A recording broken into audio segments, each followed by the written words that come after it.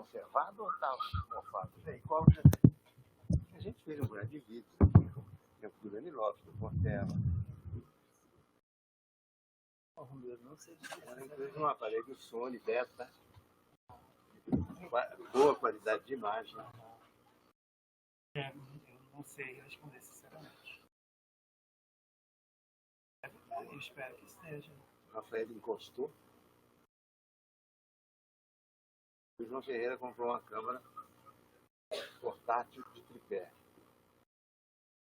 Depois comprou uma teleobjetiva. Sim. Ângulo aberto. Maria, tá bom, filho? Bom dia a todos. Vou passar a palavra ao professor Alexandre Valença, que vai apresentar o professor João Romildo Bueno. Bom dia. Temos a honra de contar hoje com a palestra do professor João Romildo Bueno, né, que é professor titular da Universidade Federal de Rio de Janeiro, Instituto de Psiquiatria. Eu já tive a sorte de ser aluno do professor quando eu fiz mestrado e doutorado aqui, né, aprendi metodologia científica com o professor João Romildo Bueno, de modo que é uma satisfação muito grande para nós contar com ele aqui. Eu aproveito para informar que está sendo gravado essa palestra, né? Existe uma webconferência como um grupo especial SIG da Telesaúde, PUB, UFRJ, RUT, RNP, e como curso de extensão da UFRJ, Educação Permanente em Saúde Mental, coordenado pela professora Fátima Melca. Então, eu vou passar a palavra para o professor João Romildo Bueno, que vai falar sobre a psicofarmacologia dos transtornos duais. Muito bem. Isso aí. Eu não sei se estão me ouvindo. Tá bom? Meu nome é João Romildo Vanucci Bueno.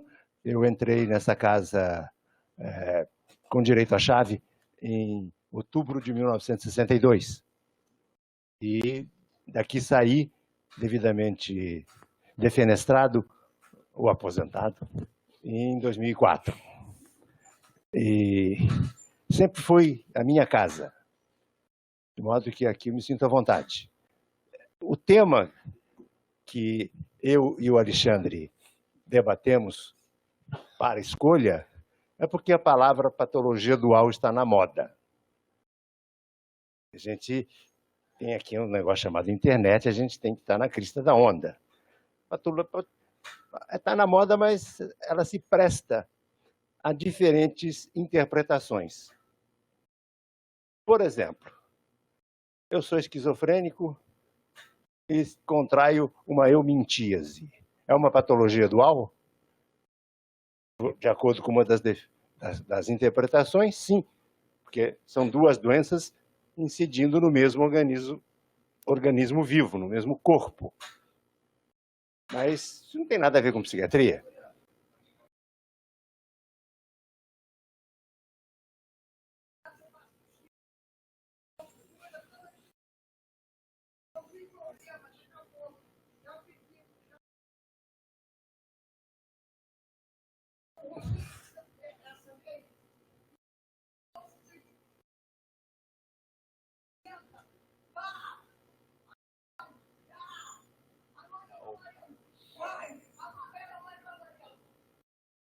Bem, essa casa sempre foi aberta.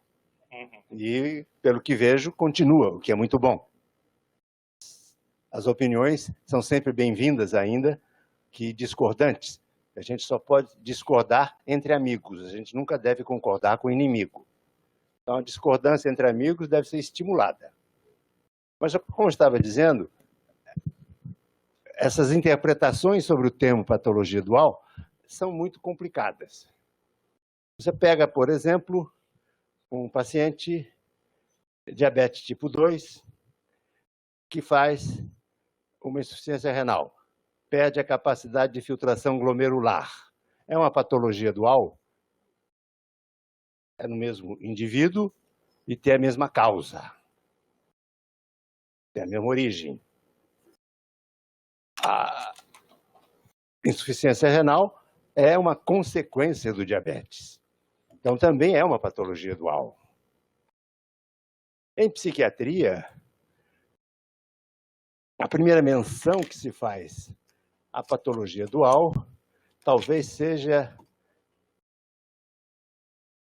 em 1908, com um senhor chamado Bonhoeffer, que ele verificou que alguns pacientes psicóticos faziam uma psicose adicional por fator exógeno, as famosas psicoses exógenas do Bonhoeffer, que podiam incidir tanto no indivíduo dito normal, que eu não sei o que seja normal, quanto num paciente que já é doente mental. Em 1913, o discípulo direto de Kraepelin verificou que entre 10% e 15% dos quadros de psicose maníaco-depressiva apresentavam um tipo misto. Apesar da exaltação motora, da irritabilidade maníaca, o pano de fundo era o humor depressivo. Então, é a primeira vez que a gente tem uma aproximação do conceito de patologia dual realmente. Ele descreveu isso, é claro, todo mundo leu o que era escrito pelo Kraepelin. Pouca gente ouviu falar do Wiegand. Eu descobri isso porque eu fui lá em Munique e dei uma procurada nos arquivos para neuropsiquiatria. Deu trabalho, que era alemão antigo, mas está lá escrito. Mas agora, qual a interpretação para o termo patologia ou psicopatologia dual? É um problema de modismo. Nós cremos serem as dependências uma doença. E, ao mesmo tempo, as dependências geram doenças no mesmo indivíduo, contemporaneamente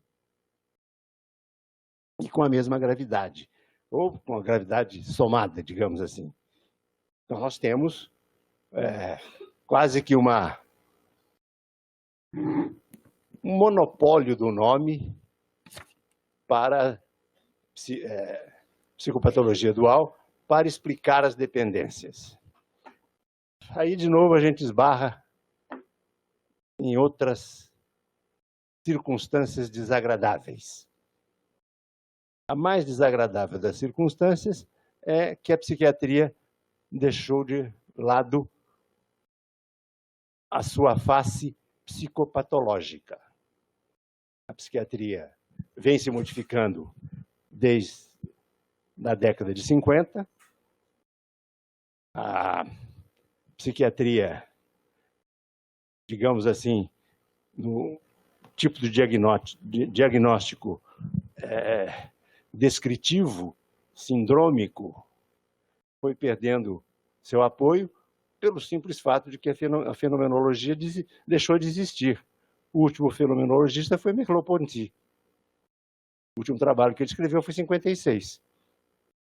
Então, sem uma escola fenomenológica que servisse de background, de apoio, extinguiu-se a psicopatologia. E nós passamos a depender de um simulacro de semiologia armada. Desde 1959, com Friedhof van Winckel, que se procura um marcador biológico para as doenças mentais. Friedhof van Winckel, para quem não se lembra, eram marido e mulher, e descobriram um negócio chamado pink spot, ponto róseo, cromatografia de camada fina, corria-se o teste, usava-se o revelador e aparecia um pink spot. esse pink spot foi identificado como a dimetoxibetafeniletilamina. Isso é, uma noradrenalina polimetilada. Não chamaria tanto atenção se também não estivesse na moda os escritos de Dom Juan, do Castaneda, em que ele fala da ingestão de mescalina, de psilocina, o cogumelo umito, e, para surpresa de muita gente, a mescalina responde pelo apelido de trimetoxibetafeniletilamina, e é um alucinógeno. Então, seria o marcador biológico para a esquizofrenia, assim, um grande avanço. A gente agora tem um teste seguro para confirmar uma hipótese diagnóstica de esquizofrenia. Deu merda, porque cacau dá o mesmo pink spot, cafeína dá o mesmo pink spot, não serve para nada. É igualzinho fazer ressonância magnética funcional.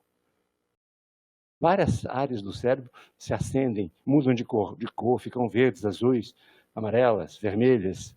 A gente não sabe para que serve. Porque todas aquelas lindas imagens coloridas são resultantes de estímulos. E psiquismo não depende de estímulo. Psiquismo é uma coisa inata, inerente e característica dos bípedes em plumes falantes, chamados homens. Homens no sentido genérico, eu prefiro mulher, mas genericamente homens. Então essas ressonâncias são lindas. Apresentar em congresso, então, enche a sala de gente. Aí você pergunta para o apresentador, que é um grande cientista, que publica 14 trabalhos por ano em revista com fator de impacto acima de 10, ele tem um fator humano, um HF acima de 100, pergunta para ele, o que serve isso? Para que serve isso? Ele não sabe. É bonito, mas não marca nada. Então, nós ainda não temos um marcador biológico para a doença mental. Consequentemente, não temos um marcador biológico para as dependências. A psiquiatria se viu num impasse.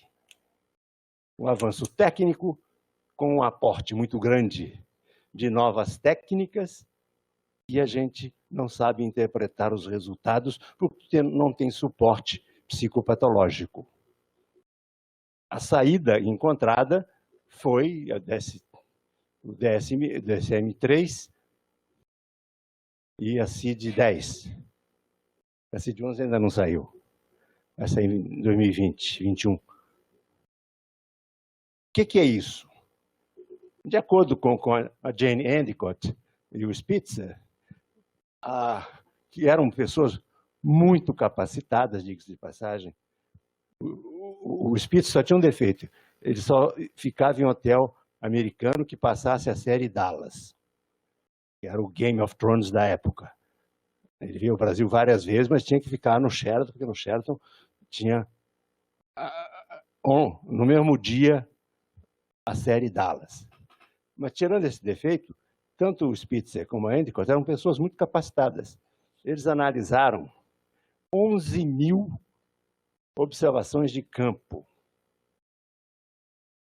e criaram uma classificação diagnóstica, que eu, quando trabalhei nos Estados Unidos, eu usei uma porcaria chamada DSM-2, que era um negócio do Adolf Meyer, que não servia para nada, era pior que a classificação brasileira de doenças mentais. E já não era boa. Então, mas a Endicott e o Spitzer acreditaram que estavam fazendo uma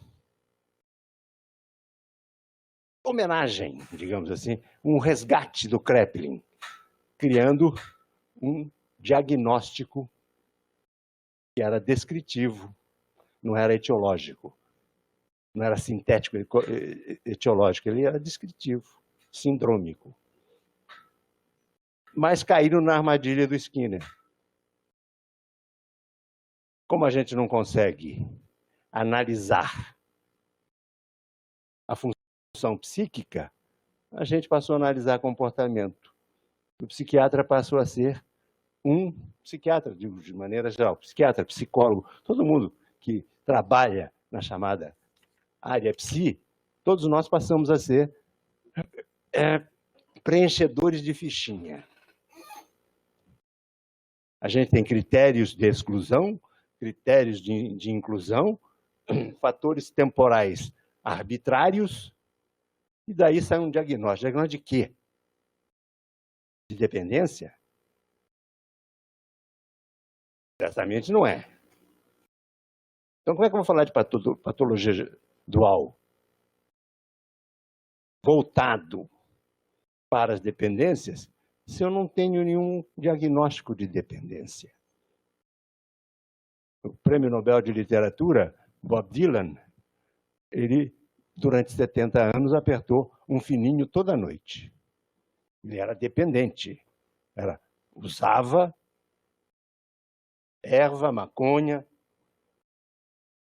diamba, o nome que queira se dar, todo dia. Isso é característico de dependência. A necessidade do uso diário. Mas ele nunca aumentou a dose. Seria o Bob Dylan independente? Que tinha uma doença adicional, que além de escrever letras de protesto, escrevia livros e poesia? É tão ruim assim, fumar um fininho, que perturba a função intelectivo-cognitiva das pessoas? Que são os estudos demográficos que nós temos hoje. A maconha substituiu no ideário psi, a maconha substituiu o álcool. A campanha agora é delenda maconha, enquanto que o álcool continua sendo responsável por 28% de todas as internações psiquiátricas. A maconha não chega a 4%, mas está na moda. Não há nenhum relato de dependência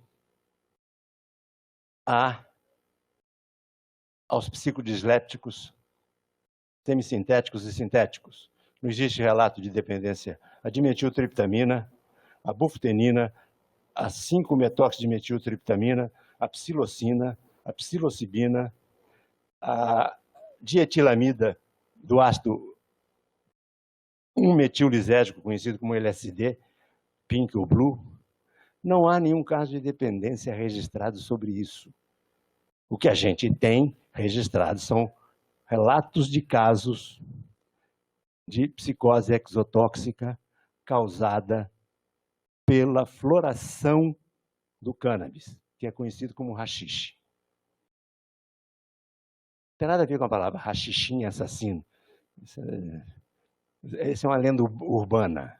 Mas o uso de delta-9, tetraidrocannabinol, em concentrações superiores a 11%, causa uma psicose exotóxica.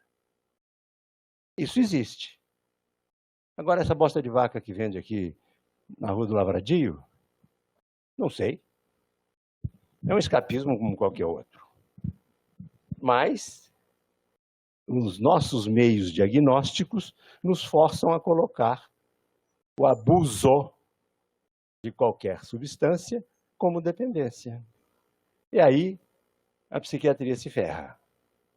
Psiquiatras são passadores de drogas, drogas lícitas, são fármacos. Alguém já viu um quadro de abstinência mais angustiante do que a retirada abrupta de 150 miligramas por dia ou 225 miligramas por dia de venlafaxina? Você precisa ver. Então, nós somos responsáveis por dependências. O ginecologista, que não aguenta a TPM da paciente e diz a ela, toma um Lexotanzinho.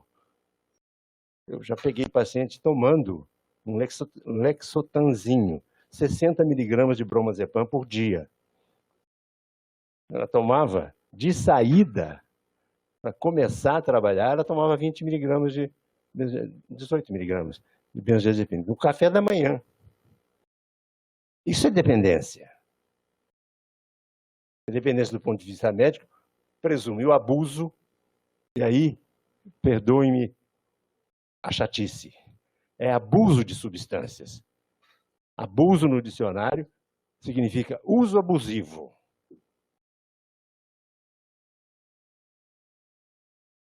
Então, se a gente falar em uso abusivo, não faz sentido.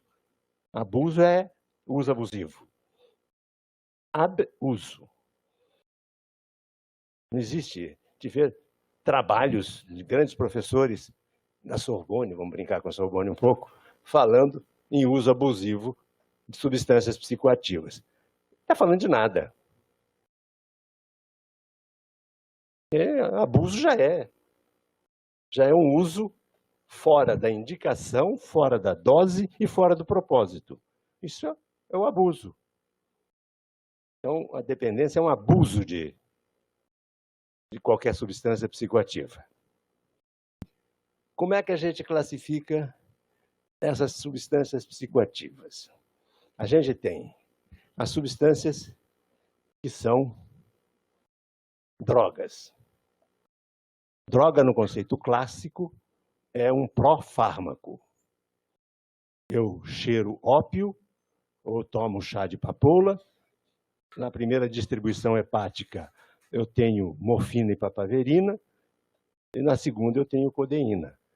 Então, eu tenho 3 princípios ativos da mesma planta. Todos os 3 levam ao abuso. Mas essa é uma droga.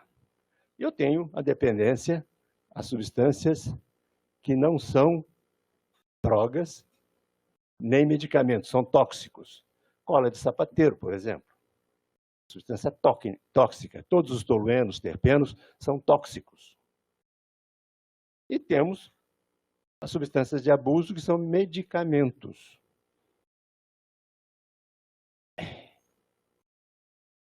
Eu não sei a incidência correta, mas a gente pode falar de prevalência. Anestesistas dependentes das substâncias que eles utilizam para nos colocar num plano pré-morte anestésico, que eles chamam de plano cirúrgico. Eu trato de vários deles. É um abuso de uma substância medicamentosa, um medicamento, assim como a venlafaxina, assim como o bromazepam, o diazepam, o clordiazepóxido e principalmente o midazolam, que esse então, além de induzir uma dependência muito característica, ainda te apaga a memória. Um paciente que me foi referido, que ele me telefonou de São Paulo, do aeroporto de Congonhas, que ele não sabia o que estava fazendo em São Paulo. Ele dormiu na cidade, não estava conseguindo dormir, tomou 3 comprimidos de midazolam. Como ele era um executivo, pegou um avião, foi para São Paulo, não tinha nada em São Paulo, não tinha ninguém esperando, não tinha nada marcado, e ele não sabia o que estava fazendo lá. Ele chegou a tomar 10 comprimidos de midazolam. Aí a gente entra naquilo que o Adolfo Reusch gostava tanto de falar, que era a dependência iatrogênica, gerada pela prescrição médica. Qualquer desses dependentes pode ter uma consequência. As substâncias psicodislépticas precipitam um comportamento esquizofrênico. Depois eu vou voltar ao comportamento. Sim, a pessoa tem uma predisposição para a esquizofrenia e vai desenvolver um quadro esquizofreniforme, podemos dizer, ou propriamente esquizofrênico, com todas as características da esquizofrenia, pelo uso de uma substância que é alucinógena. Tem um trabalho clássico feito aqui pelo Portela, em 1950 e qualquer coisa, não vou dizer a data, porque senão vão me denunciar, em que ele empregou doses subclínicas de LSD-25, que vinha em ampola, era insípido, inodoro e incolor, mas em água, em pacientes esquizofrênicos que estavam fazendo uma ressocialização, psicoterapia em grupo. E todos eles pioraram. Então, a gente sabe que isso existe. Então, para falar de dependência a um psicodisléptico, a gente precisa saber da condição prévia. Não é uma patologia dual. É uma coisa subjacente que foi realçada, só isso.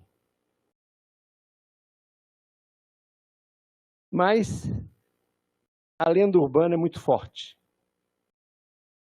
Todo mundo que é dependente hoje em dia entra naquela classificação sueca antiga que o Jorge conheceu quando ele fez o periculômetro dele, do Kjell Fuchs e a Annika Lindström, aquela gente toda, da chamada psicopatia adquirida.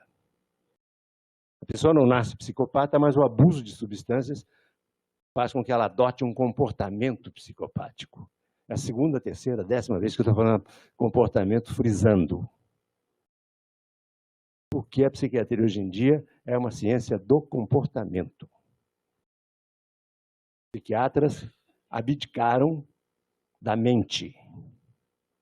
E não é de agora. Isso começou em 1915, quando um jovem chamado Kretschmer, que era discípulo do Rohe, que era brigado com Kraepelin, substituiu na trilogia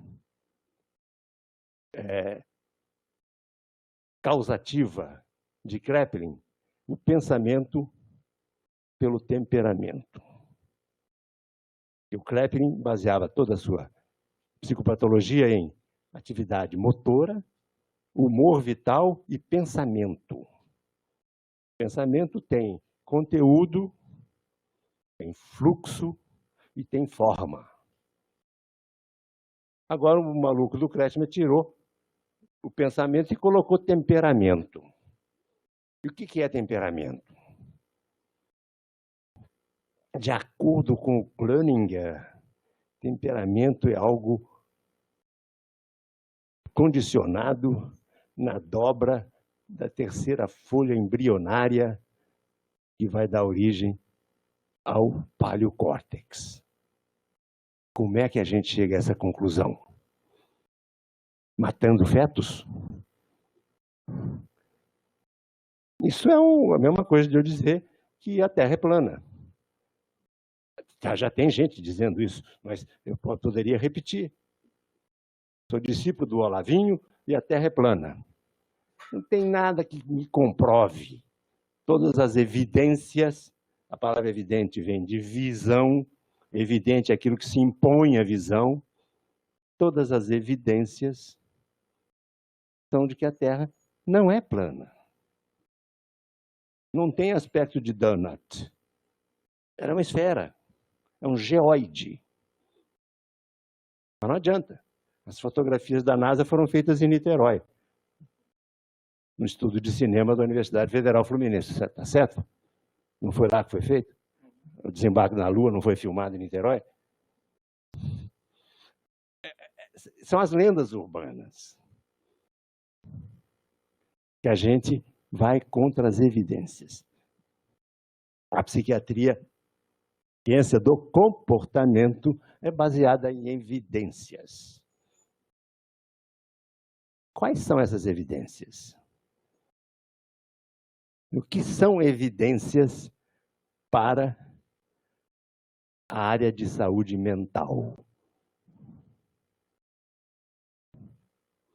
As evidências são uma abstração, uma masturbação mental, em que eu reúno um trabalho feito na Alemanha, outro no Brasil, outro no Texas, outro em Saskatchewan, outro na Inglaterra, que utilizam a mesma substância e utilizaram os mesmos instrumentos.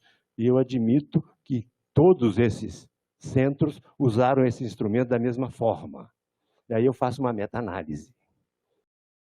E a meta-análise me fornece uma evidência. Qual? Meta-análise ou análise sistemática é, de novo, um resquício do comportamentalismo, dessa vez do Lysenko. O Lysenko separou diferentes cepas de trigo até chegar a um trigo que fosse resistente à temperatura siberiana. Deu origem ao Lysenkoísmo. E aí ele foi promovido a diretor da Academia de Ciências da extinta União Soviética, porque ele acreditava que a educação comunista, se fosse continuada, daria origem a um homo comunista. A pessoa já nascia comunista. Assim como ele tinha selecionado o trigo, ele ia selecionar a gente. Isso é evidência, isso é a base histórica da evidência. A gente usa muito a palavra evidente na área de saúde mental. A gente não presta a menor atenção de onde vêm essas evidências. As evidências acabam fazendo com que a saúde mental não seja mental, seja do comportamento. De novo, o comportamento. Não tem como. E aí eu pego um termo bonito, que um espanhol que eu conheço, muito inteligente, Nestor Sherman, propõe a Associação Mundial de Psiquiatria, da APA, a criação de uma seção de patologia dual para estudar dependentes. E isso virou moda, com a chancela da Associação Mundial de Psiquiatria. E junto veio a palavra resiliência. Resiliência é uma propriedade dos metais dúcteis de retomar a posição inicial quando forçados a uma posição que não lhes é comum. Até para resistência de material.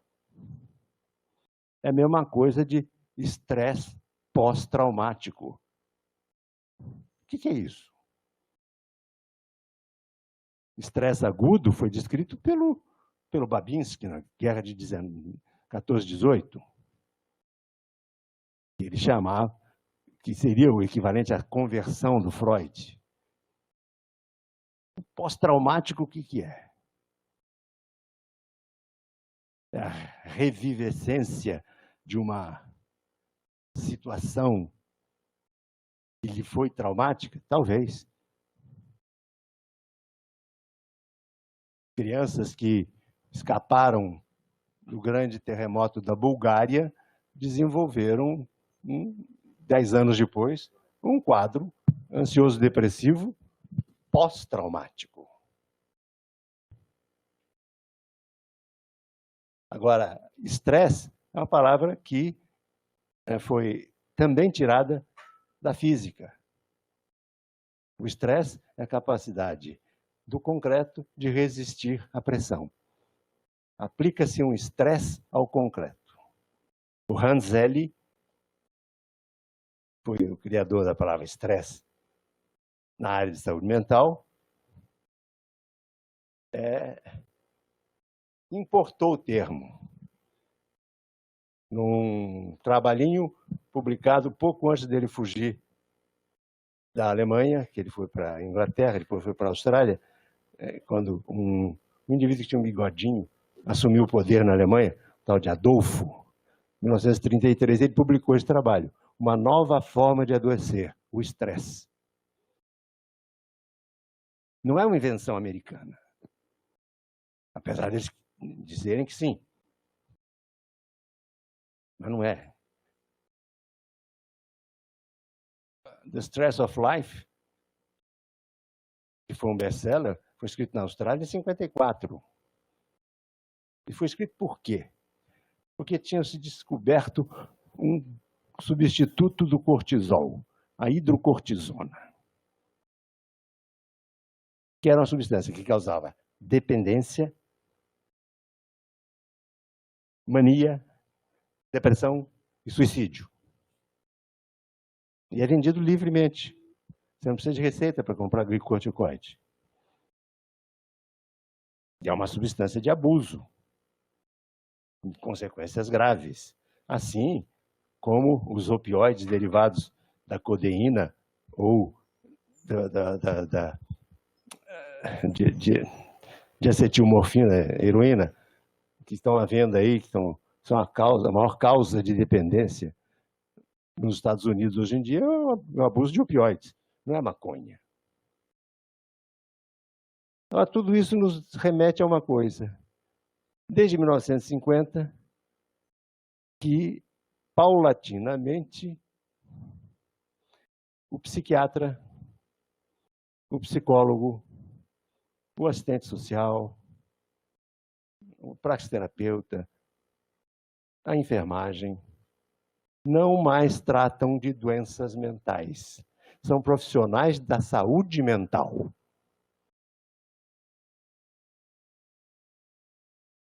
No meu parco conhecimento, saúde não precisa de cuidado, só de manutenção. É que, de 1950 para cá, toda a área, todo o setor médico, envolvendo todas essas profissões, substituiu o conceito de doença pela interpretação sanitarista. Os nossos orçamentos, aqui nos Estados Unidos ou na França, são feitos baseados em medicina sanitária. Vacina, prevenção, tratamento do agressor, recuperação do doente. Tudo rápido. Então não tem espaço para doença mental. Eu não sei o que causa a esquizofrenia e isso me deixa muito nervoso. Mas a Vera pode até me corroborar nisso. Os cardiologistas usam um mosaico de 17 concausas para explicar a hipertensão arterial. Isso é, eles sabem tanto quanto eu sei de esquizofrenia. Mas a hipertensão é doença, a esquizofrenia não é transtorno. Por quê? Porque a gente abdicou do pensamento, passou a se fixar no temperamento, e o temperamento se expressa através de comportamento. Então, todas as classificações, a partir do DSM-3 e do CID-10, são comportamentalistas, são skinnerianas, não são neocrepelinianas. Isso é uma volta ao Skinner. É uma coisa mecânica. Eu tenho unha encravada, espinhela caída e cefaleia, que se acentuam com o passar do dia e, ao final de 3 semanas, eu sou diagnosticado como esquizofrênico. É isso que acontece. Nós não sabemos e inventamos.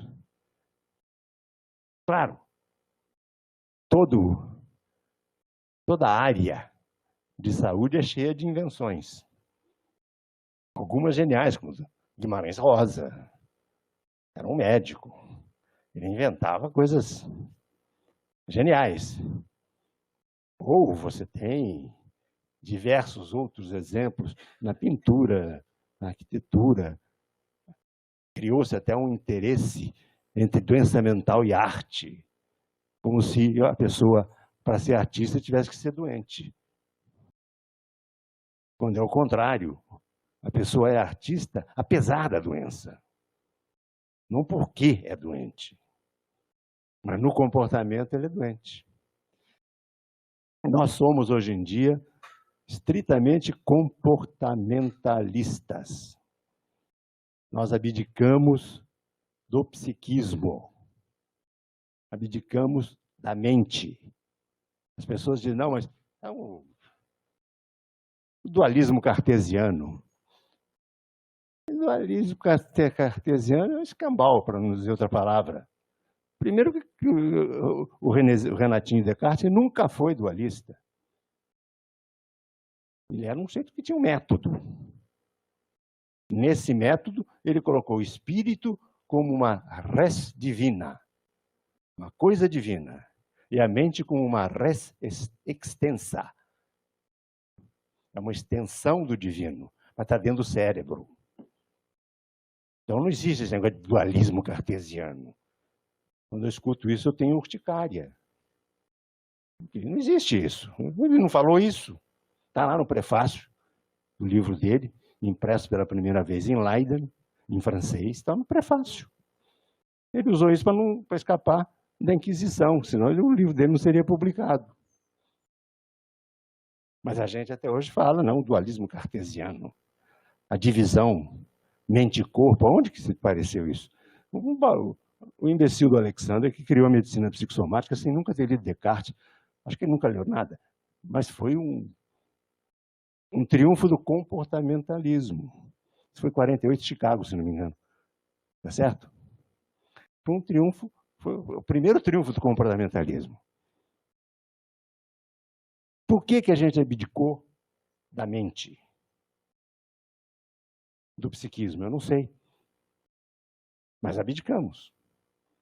E por isso a gente precisa de uma patologia dual para explicar uma coisa tão antiga quanto Noé, que é a dependência. Noé morreu de vergonha porque teve a sua nudez mostrada aos filhos depois de beber da uva o suco fermentado, que se chama vinho. Está no Gênesis. E a gente tem que inventar nomezinho. Dependência é uma doença do cacete. Eu trato de dependente de alguns dependentes. Mas eu não tenho nenhuma esperança. Eu não sei como a dependência se instala. Se ela se instala do mesmo modo em todas as pessoas. Eu tenho certeza absoluta que o abuso de crack vai trazer sintomas obsessivo-compulsivos. Eu não tenho a menor dúvida disso. É patologia dual? Ou é consequência do abuso? Isso é eu mudar o nome das coisas. Não muda as coisas, só o nome. Não há nenhum movimento, a não ser em alguns países retrógrados, como a França, a Suécia, a Espanha, uma parte do Canadá, para resgatar o pensamento na psiquiatria. Porque o resto todo já está contaminado pelo temperamento, pelo caráter. Até os governos, hoje em dia, se caracterizam pelo caráter. A gente vive uma era do comportamento, não é culpa nossa. Como eu disse, isso começou em 48. Mas a gente tem a obrigação de saber que a gente abdicou de alguma coisa. A gente tem que reconhecer a própria incapacidade, a própria impotência. A gente tem que resgatar a mente. Como é que eu vou falar de saúde mental? Não quero nem deixar a doença de lado. Como é que eu vou falar de saúde mental sem mente? Por isso é que existe patologia dual. Para dourar a pílula. Eu estou tratando de algo definido. Definido uma ova. Não é nem uma definição, nem um conceito. É meramente uma explicação. É uma interpretação de terceira ordem. E quem faz psicanálise sabe o que é uma interpretação de terceira ordem. Então, vou citar uma pessoa que eu conheci e de quem eu gostava muito, se chamava Abelardo Barbosa. Atendia pelo apelido de Chacrinha. A minha função hoje é a do Chacrinha. Eu vim para confundir, não para explicar. Eu quero que me deem uma explicação, que me tirem da confusão. E por isso é que é bom falar para pessoas jovens e não tão jovens. Já tomei muito do seu tempo, muito obrigado.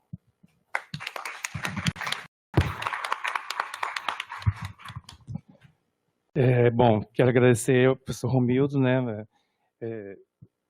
Nos impressiona a riqueza de dados que o professor Romildo tem em sua mente, né? Sem consultar nenhum slide, né? Como nós habitualmente conseguimos fazer. E eu vou começar fazendo uma pequena provocação. Dentro disso que o professor Romildo falou, que eu concordo, quer dizer, como o professor Romildo vê a diferença, ou se é a mesma coisa, são conceitos distintos. O que se fala muito em comorbidade e patologia dual, quer dizer, eles são conceitos distintos ou são semelhantes, né? Na psiquiatria que nós aplicamos, né, tendo como base isso que o professor falou, avaliando comportamentos, né, a gente chega muito a essa questão da comorbidade, que, na verdade, eu acho que é uma limitação da limitação, né?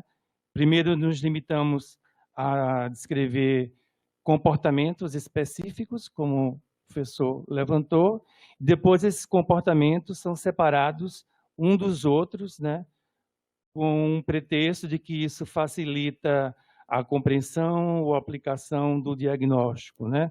Quer dizer, perdendo talvez o que fosse mais interessante, que seria a questão da dimensão, né, do contínuo, né? Eu queria ouvir o professor a respeito disso. Bem, vamos começar pelo começo. Os diagnósticos podem ser etiológicos sintéticos ou analítico-descritivos. São duas formas de fazer o diagnóstico, que é uma coisa clássica, definida pela filosofia grega, não tem nada a ver com medicina. Diagnóstico é conhecer através de. Então, quem pode, usa o sintético etiológico. H1N1, não preciso falar mais nada, todo mundo sabe o que é. Quando eu não sei, eu tenho que apelar para o analítico descritivo. Analiso um cluster de sintomas, ou, para usar uma palavra do meu professor, uma constelação de sintomas, vejo quando e como ela se repete e crio, também usando a palavra do Levi-Lopes, um síndroma. Meu diagnóstico é sindrômico. O diagnóstico sindrômico prevaleceu em psiquiatria, foi muito útil, mas ele tinha um defeito de ser, ele tinha uma coerência interna muito grande, tinha um valor prognóstico muito grande, mas ele não era preciso. Faltava de precisão. E aí entra a terceira face da moeda de Janus. E Janus, a moeda é a mesma face dos dois lados, mas quando você joga, ela pode cair em pé. Caiu em pé. Governo não pode utilizar um diagnóstico analítico descritivo. Ele precisa de dados. Comunicação entre os médicos. Se eu falo neurótico, eu não estou dizendo nada. E, a partir de 1946, as companhias de saúde querem saber o que elas vão cobrir. Elas precisam de diagnósticos que tenham precisão. É um negócio meio complicado, mas fica mais complicado ainda quando eu coloco a indústria farmacêutica, que cria remédios à procura de uma doença. Então eu tenho 3 interesses econômicos e um interesse político, que me obriga a ter um diagnóstico preciso. O diagnóstico preciso é comportamental. Então eu entro no consultório do Jorge com insônia e saio de lá com 3 siglas. Eu tenho um punhado de comorbidades que eu nunca soube. Eu sabia que eu tinha insônia. Agora, para a companhia de seguro, para a indústria de remédio, para a estatística, para o planejamento de governo, está ótimo. Comorbidade é um artifício em busca da precisão. É um dos 6 personagens em busca de um autor que a gente tem na psiquiatria. Então, eu acho que responde um pouco a sua pergunta. Existem interesses diferentes do interesse psi na gestão do psi. É muito fácil eu dizer aqui, chamar o Chalub, que diz melhor do que eu, que a saúde é um estado de bem-estar biopsicossocial. Não estou dizendo nada. Não é do Chalub a definição. O Chalub repete essa definição que é do OMS. Pouca gente percebe que ele faz isso com uma certa ironia. O Chalub, por todo o seu treinamento de seminarista, ele não mostra a ironia. Ele só insinua. É um speaker muito melhor do que eu. Mas nós temos esse problema da comorbidade, que é a busca da precisão. Já a patologia dual, conforme eu disse, a gente tem pelo menos 4 interpretações possíveis. Ela também não é precisa. Então, ela não é a mesma coisa do que a comorbidade, porque falta-lhe a precisão.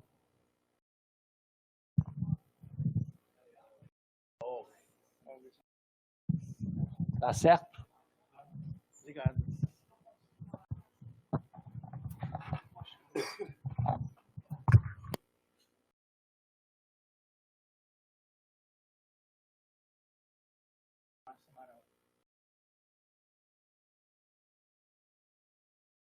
Professor Romildo, essa rebeldia com o falso saber eu acho ótimo, né?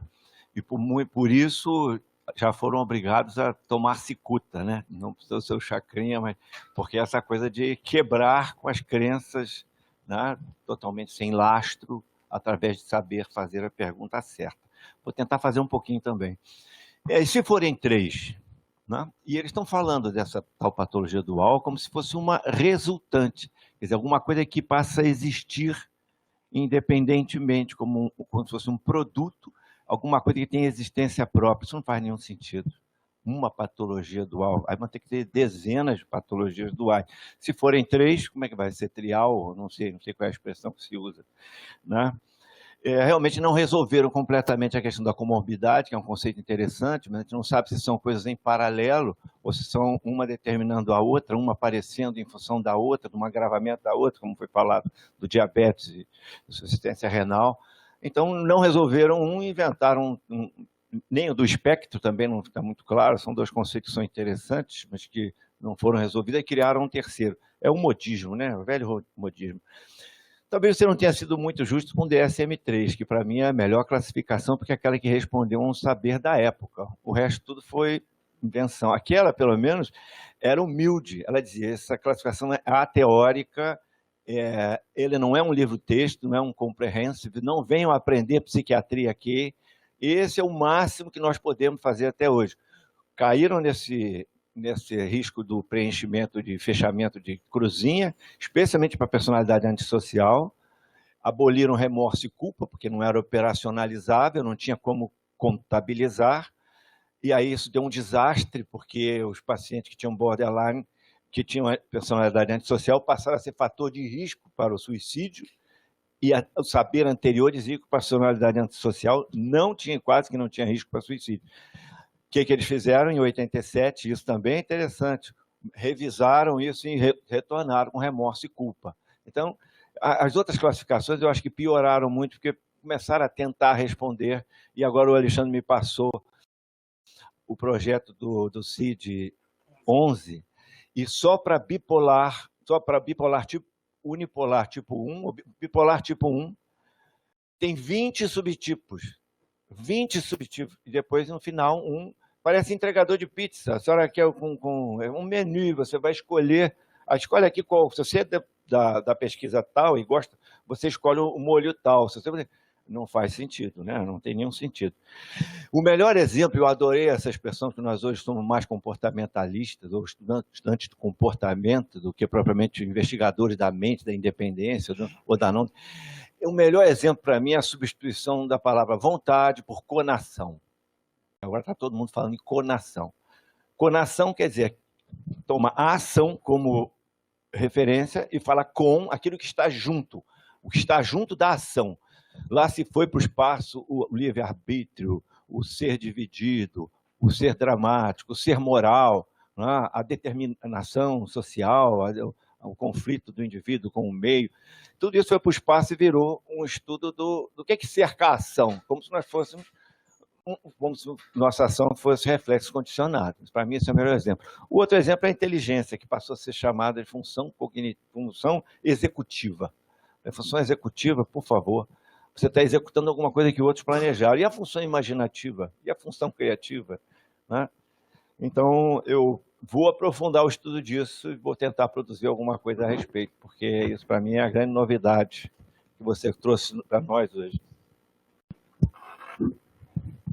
Bem, as coisas são mais ou menos encadeadas.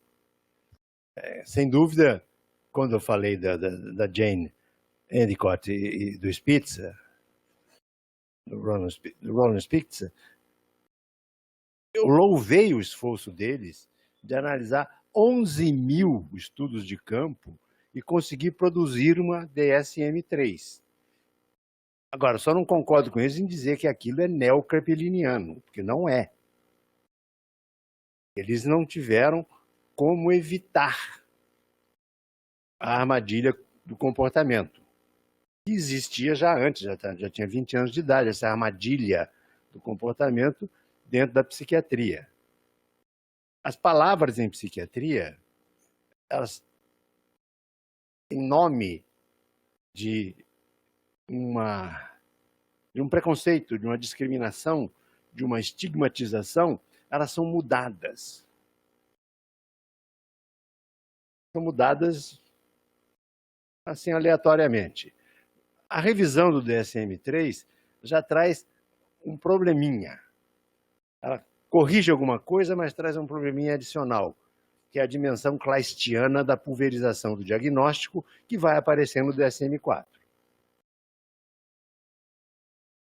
Quando você começa a ter bipolar, tipo 2, 2.1, 2,5, 2.8, 3, tem algo de errado.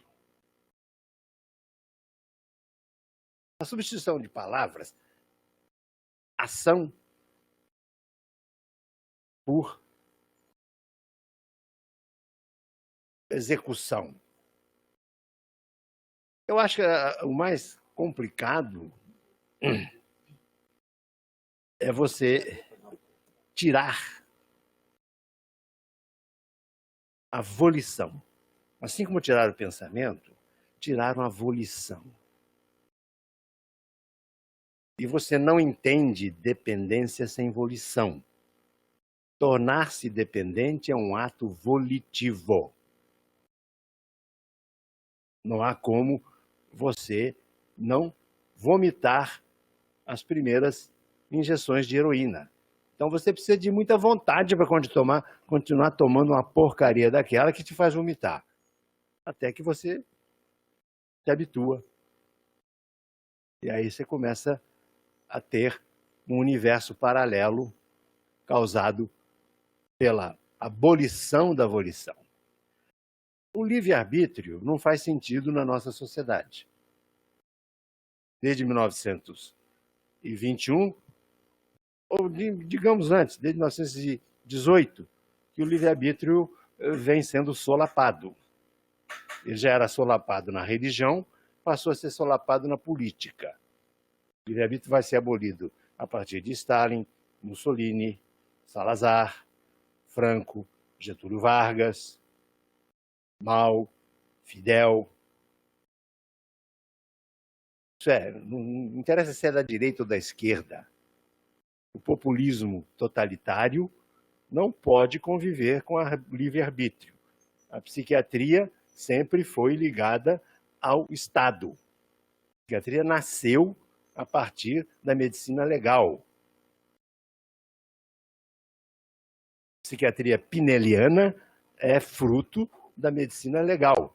Ela nasceu através das lettres de cachet, onde os nobres pegavam os filhos perdulários ou excêntricos e os deserdava. E conseguia uma lettre de cachet, que teoricamente seria assinada pelo rei, mas era pelo tabelião, pelo juiz, para ou guardar o indivíduo em casa ou colocá-lo no asilo. A última pessoa a deixar, durante a Revolução Pineliana, a deixar a Salpêtrière, Charenton, foi um indivíduo conhecido como Divino Marquês, Marquês de Sade, e foi o primeiro a retornar. E Sade não era louco. Ele era um contestador, um antissocial, mas louco não era. Então nós somos lacaios do Estado, somos. Nós nascemos no Estado. Então as nossas classificações têm que satisfazer o Estado. Não tem saída. Eu falo isso com pena, mas eu tenho que saber que eu sou fruto do Estado. Eu existo pelo Estado. Você acha que os Vartanian tratavam o Roy Medvedev com 60 miligramas de haloperidol porque queriam? Não, porque o Stalin mandava. Não tinha saída. O Amilcar Lobo, lá na casa de Petrópolis, um psicanalista da Sociedade de Psicanálise do Rio de Janeiro, era assessor de tortura, porque ele era médico da aeronáutica. Então, a nossa ligação com o Estado é muito grande. Nós somos aqueles que executam o desejo do Estado. Tanto que a gente, graças a uma manobra, a gente deixou de falar em saúde e doença. A gente passou a falar em normalidade e doença. Porque norma é um problema de comportamento. Comportamento é vigiado pelo Estado. O normal e o patológico do Canguilhem é uma análise de como a gente tirou a dualidade saúde e doença para usar um conceito do Estado. Se eu sou normal, eu não sou patológico. Então o Estado não precisa se preocupar comigo. Se eu sou patológico, o Estado precisa de meios para me identificar, isolar. Um dos maiores gênios da literatura, o Charles Baudelaire, ele foi deserdado pela mãe, porque ele era bipolar e gastava todo o dinheiro da família. Era um perdulário. E foi interditado pela mãe, vivia de pensão da mãe. Como é que se consegue isso? Psiquiatria, família e Estado. É o tripé. Então nós temos que pensar que classificação, às vezes, além dos interesses da indústria farmacêutica, das companhias de seguro-saúde, interesse da comunicação entre médicos, interesse de planejamento de saúde pública, tem interesses particulares poderosos. E por isso é que hoje em dia você pulverizou tanto o diagnóstico, você tem 20 formas de PMD, você não tem nenhuma. Aí o cosca abundat nocere, não é non nocere, que eu não vou saber qual tipo que é. E aí vem uma quisca da vida e diz, não, mas ele pode pular desse tipo para o outro, no outro episódio, ou na outra crise. Eu fico mais perdido do que cego em tiroteio. Então, eu acho que nós temos que dar uma paradinha, uma freada de acomodação e começar a questionar. É temperamento ou pensamento? Volição existe ou não? Eu tenho uma memória atual ou ela é executiva? Uma memória de apertar botãozinho, ícone no celular ou no computador. Tem que começar a me questionar sobre isso. Senão, eu vou morrer antes disso, é claro, não tem nenhum problema. Mas eu tenho que alertar. É meu dever de professor. Se eu vejo de forma diferente, eu tenho que colocar essa forma diferente para ser contestada. Que alguém me diga que a psiquiatria não está amarrada no Estado. Se alguém me disser isso e me comprovar isso, eu aceito. Mas eu posso provar que ela está amarrada no Estado, que ela serviu ao Estado em várias épocas, desde Pinel. Então eu tenho uma bagagem histórica que me suporta, que me apoia. É um pilar que me sustenta. Então me prove o contrário que eu fico de acordo. Eu não sou turrão. Eu sou provocador.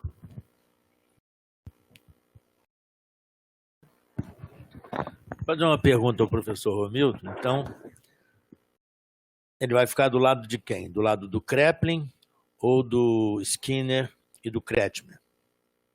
Kraepelin. Não preciso nem pensar. Eu sou...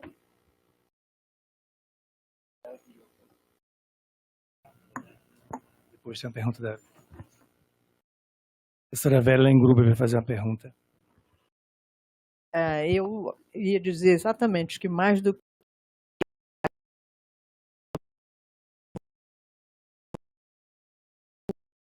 a sua apresentação.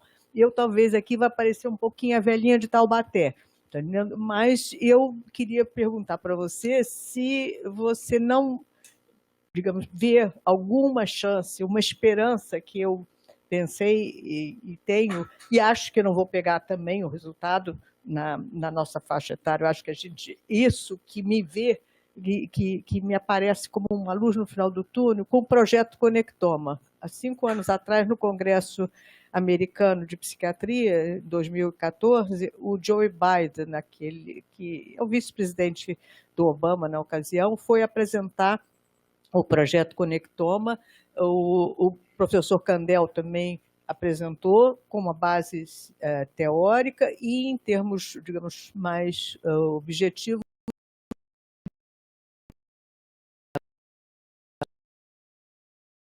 colocaram uma visão assim, de que o dinheiro que estava sendo colocado, alguns bilhões de dólares, que eu não sei, que o governo americano está botando nesse projeto, seria para um futuro, da mesma maneira como no projeto Genoma, em que, durante alguns anos, se buscou uma resposta e chegou-se a um progresso muito grande, mas nunca a resposta definitiva, mas pelo menos um caminho melhor na ciência com o projeto Genoma, e que agora esse dinheiro vai ser colocado em termos de pesquisas em psicologia, quer dizer, na química, mas eles acham que os laboratórios não podem mais dar conta, exatamente por todos esses interesses que estão por trás dos laboratórios, e também porque é tão amplo que eles não vão ter dinheiro para fazer. Então, que o governo estaria, parece que também em combinação com alguns governos da Europa,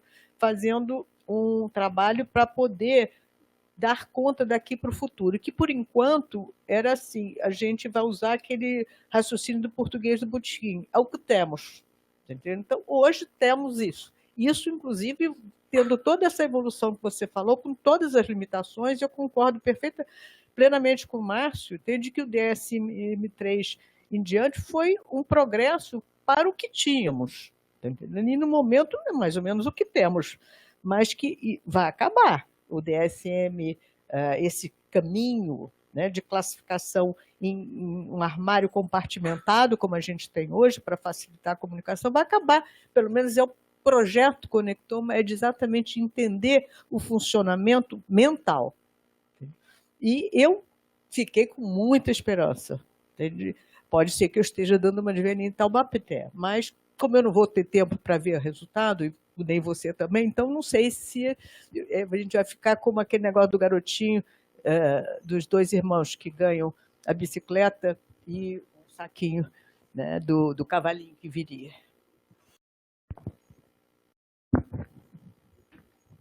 O problema é o seguinte: nós não temos como impedir que a técnica evolua antes do resultado aplicado. A técnica vai gerar um resultado, uma aplicação que vai causar um resultado. No meu tempo, o trabalho mais importante que eu escrevi, no meu modo de ver, eu falava de feixes. Existia um feixe nervoso que ligava a formação mesoencefálica de ativação com o lobo frontal, que funcionava em feedback com a formação reticular e filtrava a quantidade de estímulos que chegavam ao lobo frontal. Depois eu comecei a falar em sinapses. Os feixes seriam coisas físicas, eu teria que achar um feixe. A sinapse não. Eu tenho sinapses que respondem preferencialmente a tais e tais neurotransmissores. Mas isso é muito pouco, porque eu não posso nem definir, nem conceituar, nem interpretar ações humanas por sinapses. Aí veio o além sinapse, que é o conectoma. O conectoma trabalha com áreas afins. Elas são conectadas para finalidades que se relacionam. É um projeto ambicioso. Eu estive no MIH e vi o projeto de perto. Eles trabalham com repetição e clusters, constelações, mas eles não estão interessados no momento em nenhum resultado prático. Eles não querem saber de diagnóstico por enquanto. Eles querem saber onde é que isso se repete, por que se repete. Existe alguma influência genética, já que já tem um genoma? Então, como você disse, é um projeto para, sei lá, meu bisneto. Mas é uma via. Quanto a gente utilizar o que tem, isso chama-se pragmatismo. E aí, o William James está aí para explicar o pragmatismo. O comportamento sempre foi muito mais atraente do que a mente. A mente era uma preocupação do Santo Agostinho, do São Tomás, do Spinoza, coisa moderna. Estou deixando os gregos para trás, porque grego completo a gente só tem Platão e Aristóteles, o resto é tudo fragmento. Não dá para a gente falar baseado em fragmento. Mas é o que tem. Já não se questiona mais se a Odisseia foi escrita por uma pessoa só. Encontraram-se as placas originais não, mais antigas, de um relato da Odisseia.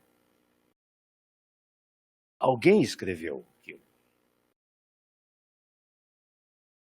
Então, a gente tem que trabalhar nesse sentido. É uma odisseia daqui para frente.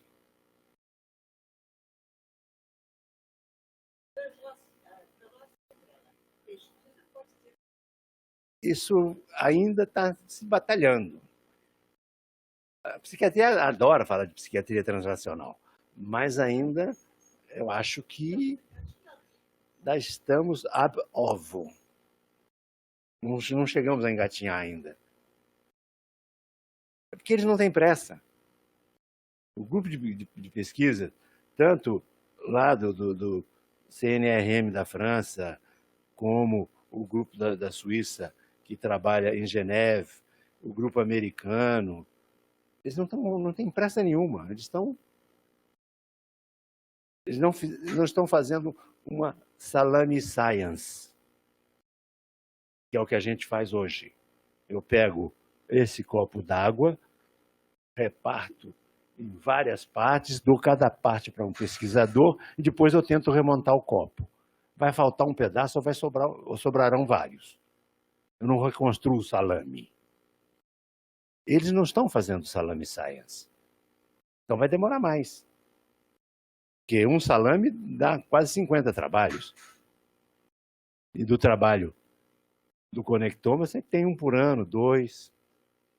Eles estão interessados em saber o tamanho do salame primeiro. Não querem repartir. Então, vamos ter paciência. Que é uma via, é além sinapse. Assim como é além interpretação. Hoje em dia, a psicoterapia está mais interessada em ir além da interpretação. Aquelas coisas do Paul Ricoeur, muito gostosas de serem lidas, mas já foram ultrapassadas. A terapia hoje em dia trabalha com outras metas. E assim, a psiquiatria também. Como eu falei no início, né, professor, tem uma interação agora entre a VEB e o palestrante. Então, aqui tem a pergunta da Flamínia. Parabéns ao professor Romildo.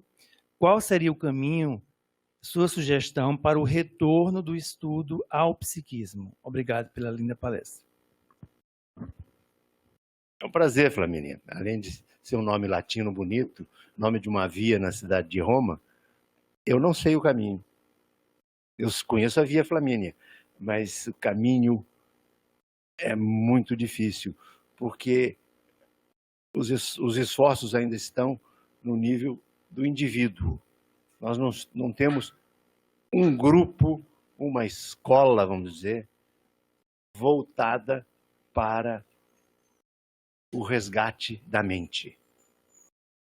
Nós estamos nos acomodando, eu não digo adaptando, eu digo acomodando, porque para se acomodar sardinha em lata, corta-se a cabeça. Nós estamos fazendo a psiquiatria sem cabeça.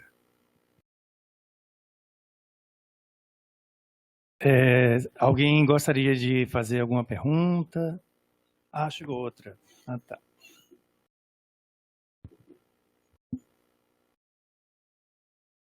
A net é muito rápida, né? Quando a gente vai...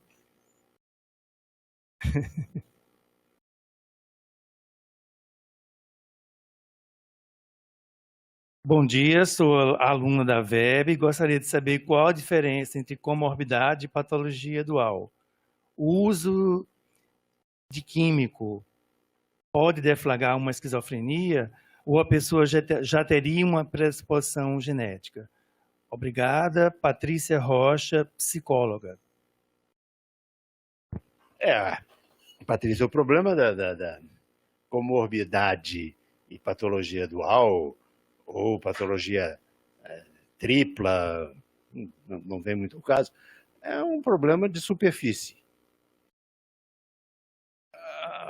O termo patologia dual foi para chamar a atenção sobre dependências. Mas podia ser uma comorbidade. A comorbidade já é coisa antiga, de 1983. E hoje em dia nós vivemos a era do espetáculo. Só interessa o que vai aparecer no Facebook amanhã, porque hoje já é tarde, já foi. Então essa premência do tempo nos leva a trocar de interpretação com muita facilidade. E isso prejudica, digamos assim, a retomada da reflexão. A mente é uma reflexão. A mente é uma criação abstrata. Nós não estamos interessados em coisas abstratas. Hoje em dia é o aqui e agora, o palpável, o visível, ainda que risível. Então eu não tenho como. Eu acho que as pessoas precisam, cada pessoa que trabalha no espaço psi precisa questionar-se. Eu pego, por exemplo, essa nova política nacional de saúde, de drogas, todo mundo batendo palma. O que ela faz? Vocês leram? é uma apologia do acolhimento. A palavra saúde mental aparece várias vezes. O psiquiatra é citado uma vez. E a palavra espiritualidade aparece 3 vezes. Com isso, eu não vou tratar dependente, não. Não vai dar. Mas está todo mundo batendo palma, porque é novo, foi aprovado, tem foto, saiu na internet, saiu no Facebook. Mas vai ler, gente. Não tem nada contra, não, mas é totalmente inócuo. Não vai resolver coisíssima nenhuma. Deram 400 milhões para comunidades terapêuticas religiosas. E religião cura independência? Não sei. Eu nunca vi um milagre, mas pode ser que exista. A gente precisa sair um pouco da tela e voltar para si. Perguntar. Não ter medo de perguntas. Nós estamos com medo de perguntas. Por isso é que eu não tenho uma resposta correta para lhe dar. Eu me sinto, às vezes, como um personagem patético, discursando nu no deserto. É uma sensação que, às vezes, eu tenho, principalmente em congressos. As pessoas vão ao congresso ou por turismo, ou para visitar os amigos, rever os amigos, porque o que vai aparecer no congresso já é antigo. Mas é um momento de reflexão, um congresso, um simpósio, uma reunião de centro de estudos. É um momento de reflexão. Desde que a gente não seja quadrado e fica repetindo as mesmas coisas. Tem que tirar a roupa e se mostrar. Ficar nu no deserto. Mais um. Acho que já... Boa tarde, né, Romildo? Realmente foi muito instigador, né, poder te ouvir depois de algum tempo que não ouvia. Eu queria fazer uma pergunta assim. A gente aqui, né, como você também, somos professores e todos os anos recebemos alunos que querem ser psiquiatras e vão se formar, né, para ser. Se você hoje fosse um jovem, né, começando a estudar psiquiatria, por onde a gente iria? Porque eu acho que todos nós temos esse incômodo de que a psiquiatria que a gente está fazendo, e muitas vezes ensinando, está muito fora daquilo que de fato interessaria, no sentido de sermos pessoas que estamos cuidando e tratando de pessoas com um sofrimento intenso, né? Psíquico, etc. Como se aproximar desse campo? O que estudar? Por onde ir? Se é que você pode nos dizer alguma coisa sobre isso. E como ensinar também, né? Ensinar é muito mais difícil do que parece. Ensinar pelo exemplo não é possível porque o nosso sistema de ensino não é mais tutelar. Seu pupilo não se agrega, não se cola mais a você, professor. Então, esse método de ensino desapareceu. Fora eu um jovem, a quem me dera, e me interessasse por psiquiatria, eu acho que eu teria feito o meu caminho. Eu comecei tentando entender o mecanismo de ação de substâncias e esbarrei com 3 substâncias muito importantes na minha vida, que foram o LSD, DMT e a psilocibina. Com isso, o professor Leme Lopes me convidou, eu era um reles estudante, para apresentar os meus resultados na Academia Nacional de Medicina. Ele era muito amigo do Solério, eu comecei a morar aqui no hospício, onde eu fui chefe de residência durante quase 2 anos, e trabalhava na farmacologia na parte da tarde.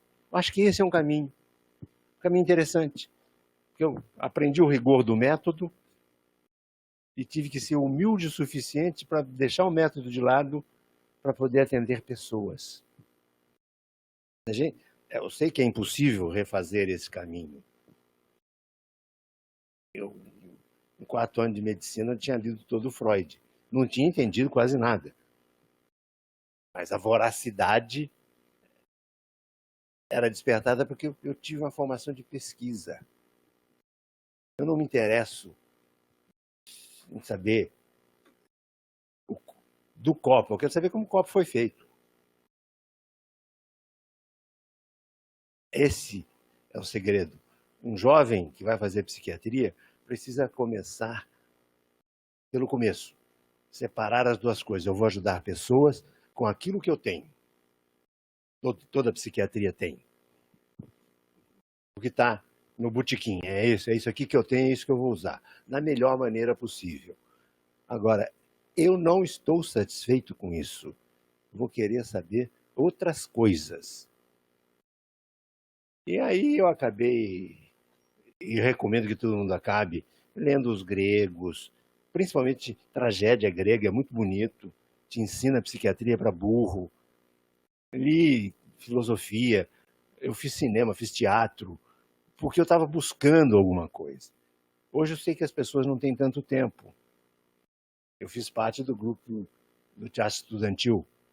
Nós montamos, aqui no Instituto de Cegos, Testemunha de Acusação, O Homem da Flor na Boca, O Malóquio do Pirandello. E era tudo estudante de medicina. Hoje, o estudante de medicina não tem tempo para fazer isso. Mas seria bom que fizesse. Porque a medicina é um universo, não é uma especialidade.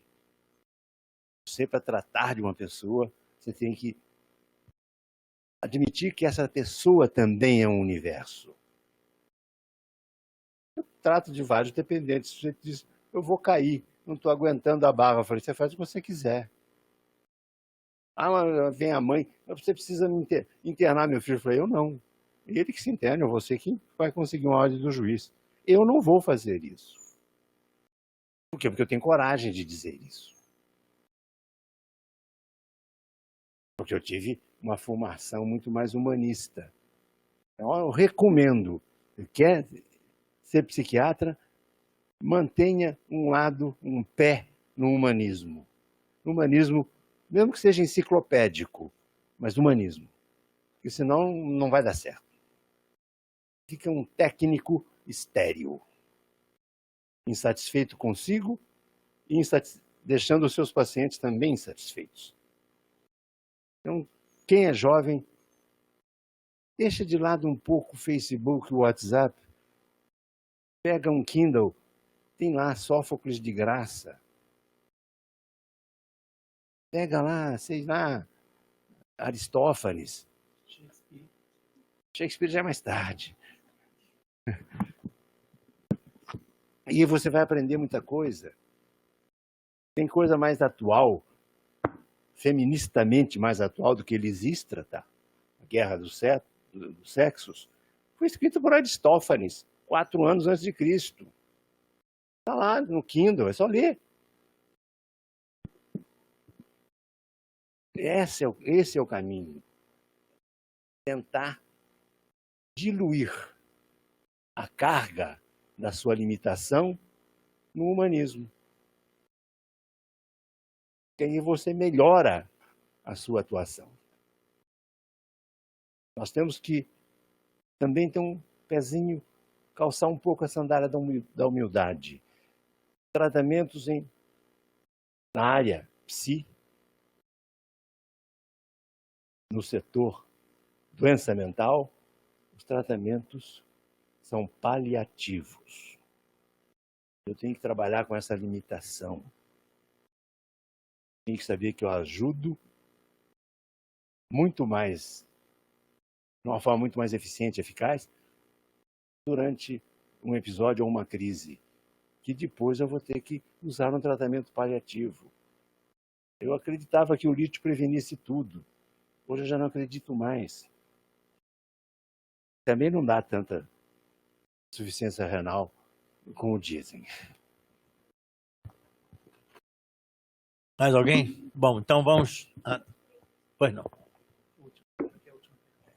A última pergunta. Meu nome é Maria Francisca, eu sou psiquiatra, aluna aqui do programa de pós-graduação, e foi, assim, uma grata surpresa escutá-lo. E aí o que me causou questionamento no programa de pós-graduação, nessa ânsia de publicação, os editoriais cada vez nos convocam para a esterilidade. Na esterilidade no sentido de, para você publicar em revistas de alto impacto, quanto mais estéril for seu método, no sentido da evidência, maior se aproxima você poder ter uma publicação aceita, no sentido de você fazer a conveniência do que é já do que se tem no caminho da evidência. Então, a minha pergunta é para o editor da Revista Brasileira de Psiquiatria, para esse lugar de... Né, nesse sentido, qual que seria a sua palavra nesse sentido do que a gente vem produzindo, enfim, o que a gente é convocado a produzir. Obrigada. Eu já falei antes da Salami Science. A Salami Science é a exigência do Invisible College. Todo mundo pensa que os editores das revistas científicas são pessoas isentas que usam o recurso do anonimato para demonstrar a sua isenção. Isso é tudo mentira. Os editores se conhecem, todos eles têm normas, eles não estão interessados em método. A grande maioria, para escapar do rigor do método, estimula o uso da palavra metodologia, que é o estudo do método, então não preciso ter método. E há uma convenção.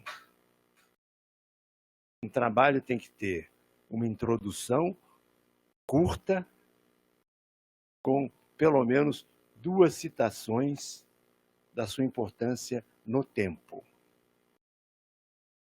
Tem que ter uma descrição metodológica, tem que ter uma apresentação de resultados e uma discussão aleatória. Quanto mais você citar editor de jornal na sua discussão, mais fácil seu trabalho será publicado. Funciona assim. Eu fui editor de várias revistas, inclusive daqui. Eu, quando peguei aqui o Instituto de Psiquiatria, quando eu voltei dos Estados Unidos, a revista brasileira o Jornal Brasileiro de Psiquiatria estava com 6 anos de atraso. Eu vivia catando artigo nos corredores. Então não tinha exigência nenhuma de método. Eu queria colocar em dia a revista. Depois, quando a gente estava em dia, já estava no Cielo e tudo mais, a gente começou a fazer exigência, entrou na linha de todas as revistas. Você não vai conseguir publicar um trabalho especulativo hoje. Agora, se você fizer um pedacinho da Salami Science e contribuir para a criação de uma evidência, aí você publica facilmente. Agora, aquilo que eu lhe disse, a evidência não é evidente. Ela é abstrata também. O evidente não precisa ser demonstrado, é evidente. Então, medicina baseada em evidência é a maior calhordice que foi criada a partir da década de 90. E isso esteriliza, imortaliza o autor, que passa a ser citado pelos seus pares, mas o esteriliza, o deixa incapaz de pensar. Ele tem que andar naquele trilho. Saída eu não conheço. Talvez a mídia forneça um meio de formação de grupos interessados na mesma coisa, que possa discutir isso e criar um periódico, entre aspas, aí, que discuta isso, onde você possa apresentar hipóteses. Porque hoje em dia você não tem mais hipótese. A hipótese já vem feita, é tudo repartido. Então você compra uma hipótese, você recebe uma hipótese feita. Se você não tem hipótese, você é incapaz de formular uma hipótese nula. O que você faz é fazer uma hipótese ad hoc. Engorda a hipótese do outro com um pensamento seu. Né? Isso não é gratificante. Eu ainda peguei uma época que eu podia expor minhas hipóteses. Uma época muito boa, publicava no Archives, ED and Clinical Neurophysiology, American Journal of Psychiatry, não tinha problema nenhum, British Journal.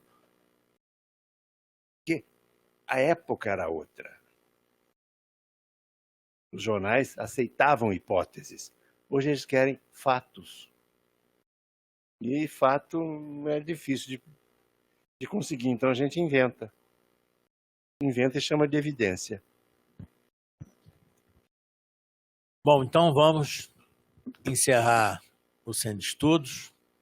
Agradecer muito ao professor Romildo, que é o terceiro palestrante que eu conheço, que eu conheci até hoje, capaz de fazer uma palestra desse nível, sem ler nada, sem slide, sem nada, só com o microfone, né? Os outros dois são o Fidel Castro, que já morreu, e o Lula. O terceiro é o professor João Romildo Bueno. Muito obrigado, professor Romildo.